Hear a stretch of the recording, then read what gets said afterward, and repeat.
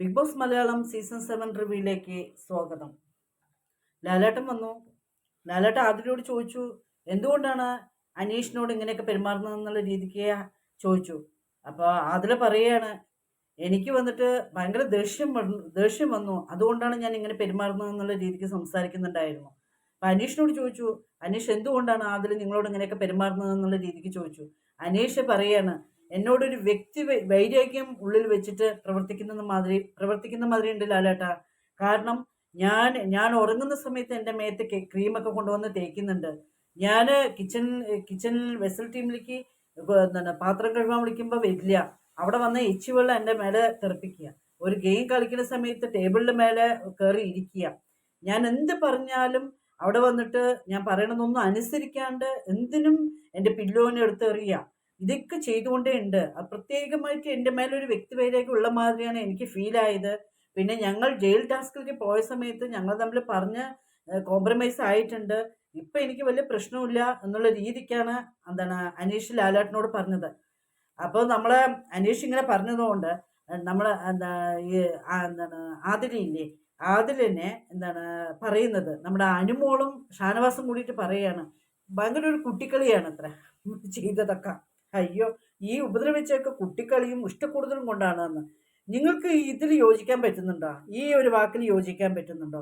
അതിൽ ഇത്രയൊക്കെ അന്വേഷണം ചെയ്തത് ഒരു കുട്ടിക്കളിയും കൊണ്ടും എന്താണ് ഇഷ്ടക്കൂടുതൽ കൊണ്ടൊക്കെയാണ് ഇങ്ങനെയൊക്കെ ചെയ്യുക.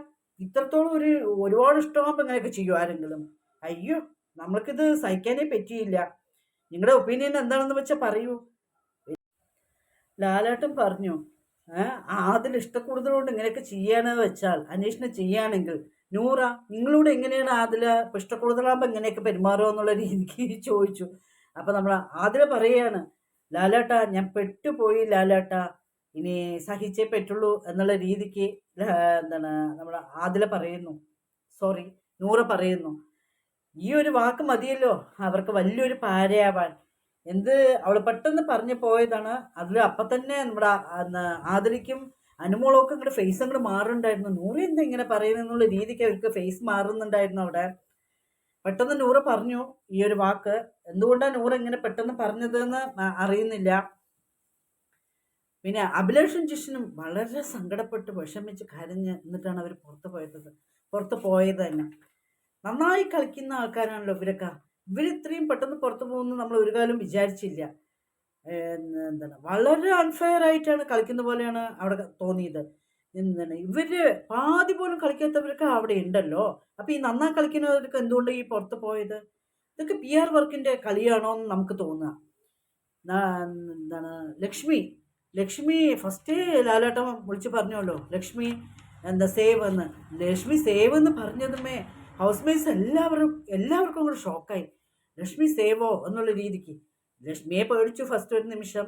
ഞാൻ പുറത്ത് ലക്ഷ്മി എന്ന് വിളിച്ചതുമേ ലക്ഷ്മി പേടിച്ചു. ഞാൻ പുറത്ത് പോവാൻ എന്നുള്ള രീതിക്കായിരുന്നു ലക്ഷ്മി വിചാരിച്ചത്. പക്ഷെ ലക്ഷ്മി സേഫായി. പിന്നെ ലാലേട്ടൻ കുറെ പ്രാവശ്യം പറഞ്ഞിട്ടുണ്ട്, നിങ്ങൾ ജയിക്കാൻ വേണ്ടിയിട്ട് കളിക്കൂ, മറ്റുള്ളവരെ തോൽപ്പിക്കാൻ വേണ്ടി കളിക്കരുത് എന്ന് ലാലേട്ടൻ കുറെ പ്രാവശ്യമായിട്ട് ഇവരോട് വാൺ ചെയ്യുന്നുണ്ട്. പക്ഷെ ഇവർക്ക് ഇതൊന്നും മനസ്സിലാവില്ല എന്നാണ് നമുക്ക് തോന്നുന്നത്. ജിഷനും അഭിലാഷും നോക്കുന്ന സമയത്ത് നമ്മൾ സാബുമേനൊന്നും നേരെ കളിക്കുന്നതേ ഇല്ല. സാബുമേനെയൊക്കെ ഔട്ടാക്കാല്ല. കളിക്കാത്ത എത്ര പേരാണ് അതിൻ്റെ ഉള്ളിലുള്ളത്? അവരെയൊക്കെ ഔട്ടാക്കാണ്ട് നന്നായി ഗെയിം കളിക്കുന്നവരിനെ പുറത്താക്കി വരണം. നമുക്ക് ഈ ഗെയിം കളിക്കാത്തവർ ഇനി അവിടെ എന്ത് ഗെയിം അവിടെ കളിക്കുക? ഈ പ്രേക്ഷകർക്കൊന്നും ഇനി കാണാൻ അധികം താല്പര്യം ഉണ്ടാവില്ല, ഇൻട്രസ്റ്റേ ഉണ്ടാവില്ല എങ്ങനെയായി പറഞ്ഞു. ആര്യനും ജിഷയിലും അവരൊരു ലവ് പോയിക്കൊണ്ടുണ്ടല്ലോ. ആര്യനും ജിഷയിലും വന്നിട്ട് 2 ആഴ്ചയായി ആര്യൻ പറയുന്നുണ്ട് എനിക്ക് ജിഷയിലിന് ഇഷ്ടമാണെന്നുള്ള രീതിക്ക് പറയുന്നുണ്ട്. അനുമോളാണെങ്കിലോ ഒരു CID പോലെ അനുമോൾ ഓരോന്നിനും പിന്നാലെ നടക്കുന്നുണ്ട്. അനുമോൾ കുറച്ച് വിട്ടതാണ്, വീണ്ടും ഇപ്പം ബാക്കിൽ അനുമോൾ നടന്നുകൊണ്ടുണ്ട്. ഇവര് ലവ് ട്രാക്ക് പോലെയാണ് ഇവർ ഓരോന്നും ചെയ്യുന്നത്. പുറത്തു പോകുമോ എന്നുള്ളത് പേടിച്ചിട്ടാണോ ഇവരിങ്ങനെ ചെയ്യുന്നതാണ് ഇപ്പം എല്ലാവർക്കും ഒരു ഡൗട്ട്. കാരണം പെട്ടെന്ന് ഗെയിമിൽ പുറത്താക്കാൻ എളുപ്പമാണല്ലോ. ഈ ലവ് ചെയ്യുന്ന സമയത്ത് ഇവരിനെ മാക്സിമം അതിൻ്റെ ഉള്ളിൽ നിർത്തുമല്ലോ എന്നുള്ളതാണ് തോന്നുന്നു ഇവർ രണ്ടുപേരും ചിന്തിച്ചിരിക്കുന്നതാണ് ഇപ്പം എല്ലാവർക്കും ഒരു ഡൗട്ടുള്ളത്. എന്താണെന്നുള്ളത് നമുക്ക് ഇനി പോയപ്പോൾ കാണാൻ പറ്റും. പിന്നെ ആ മാങ്ങ അണ്ടീനെ കുറിച്ചിട്ട് ആര്യനോട് പറഞ്ഞല്ലോ, ഇവർ തമ്മിലൊരു ഡിസ്കഷൻ ചെയ്തിട്ടുണ്ടായിരുന്നല്ലോ ചുമ്മാ. അപ്പം ആര്യൻ മാങ്ങ അണ്ടി പറഞ്ഞാലേ അറിയാത്ത പോലെയാണ് ആര്യ അവിടെ സംസാരിക്കുന്നുണ്ട് ഉള്ളത്. മാങ്ങയിലൊരു അണ്ടി ഉണ്ട് എന്നുള്ളത് ആര്യന് അറിയേയില്ല. അപ്പം അണ്ടി പറഞ്ഞാൽ എന്താണ്, മാങ്ങ പറഞ്ഞാൽ എന്താണ് എന്നുള്ളതിൽ പറയുന്നുണ്ടായിരുന്നു. അതിൽ നൂറയും പറയുന്നുണ്ടായിരുന്നു. ഇവരൊക്കെ കൂടി എന്താണ് എല്ലാവരും കൂടിയിട്ട് അതിനൊരു ചെറിയ ഡിസ്കഷൻ അവിടെ നടന്നിട്ടുണ്ടായിരുന്നു. ഈ ഡിസ്കഷൻ വന്നിട്ട് ഇപ്പം എന്തായി എന്ന് വെച്ച് പറഞ്ഞാൽ അതിന് ലാലേട്ടൻ എന്താണ് ഇതിൽ ക്യാമറയിലൊക്കെ ഇട്ടിട്ട് കാണിച്ചു തന്നു. ഇതിനൊന്നും ആവശ്യമേ ഉണ്ടായിരുന്നില്ല. എത്രയോ കാര്യങ്ങൾ അവിടെ കാണിക്കുകയാണെങ്കിൽ നമുക്ക് എത്രയോ കാര്യങ്ങൾ അവിടെ കാണിക്കാനുണ്ട്. ഒന്നും അല്ലാത്ത ഈ കാര്യത്തിന് ഇങ്ങനെ കാണിച്ചത് എന്തുകൊണ്ടാണെന്ന് നമുക്ക് മനസ്സിലാവുന്നില്ല. ഇന്നലെ ഇതൊക്കെയായിരുന്നു നടന്നത്. എല്ലാവരും മറക്കാതെ ജയാസ് ലൈഫ് സ്റ്റൈൽ ചാനൽ കാണുക, ലൈക്ക് സപ്പോർട്ട് ചെയ്യുക. ആദ്യം കാണുന്നവർ സബ്സ്ക്രൈബ് ചെയ്യുക. വീണ്ടും നമുക്ക് നാളെ കാണാം. ബൈ.